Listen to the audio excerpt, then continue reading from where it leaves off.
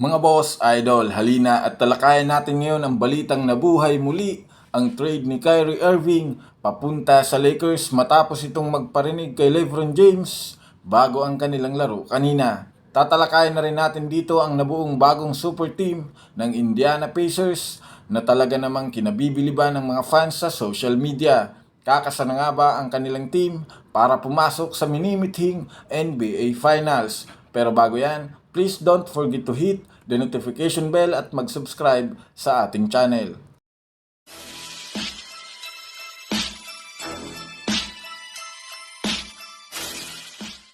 Mga boss, idol, unahin nga natin ngayon ang nabuong super team ng Indiana Pacers. Literal jackpot ang Indiana sa nakuha nila at nagawang trade ngayon na sumentro kina Pascal Siakam at kay Bruce Brown. Nakuha nga dito ng Indiana Pacers ang kanilang matagal ng target na si Pascal Siakam. Sasamahan nga nito si Tyrese Haliburton, Buddy Hield at Miles Turner.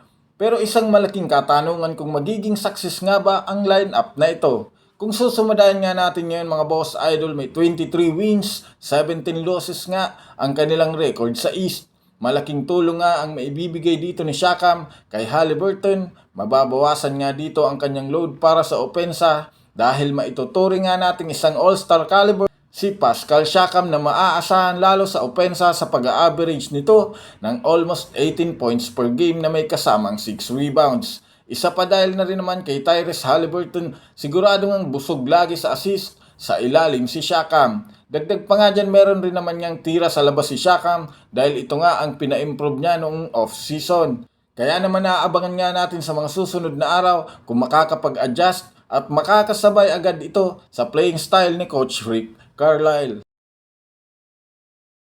Sa kabilang dako naman mga boss, idol, dito naman tayo tungkol sa Los Angeles Lakers. Isang magandang laro na naman nga ngayon ang ipinakita ng Lakers matapos nilang matalo ang Dallas Mavericks dahil na rin naman sa pagdomina ng kanilang Big 3 na sina LeBron James, Anthony Davis at D'Angelo Russell na literal bumawi kay Kyrie Irving. Kung inyong ang matatandaan, natalo nga ang Lakers noong huling laban nila dahil na rin sa game-winning shot ni Kyrie Irving at ngayong araw nga pinatunayan nilang hindi na ito mauulit pa. Dagdag pa nga dyan mga boss idol, bago man nga nagsimula ang kanilang laro, na ibulgar nga ni Ramona Shelburne ng ESPN na matagal na ngang gustong makipag-reunite ni Kyrie Irving sa kanyang dating kakampi sa Cleveland Cavaliers na si LeBron James. Kung inyong ang matatandaan mga boss idol, present nga at nag-attend si Kyrie Irving ng kanilang Game 6 kontra sa Memphis Grizzlies dahil aminado nga siya na nagpapahiwatig siyang porsigihin ng Lakers na kunin siya mula sa Dallas Mavericks sa kagustuhan nitong makitandem muli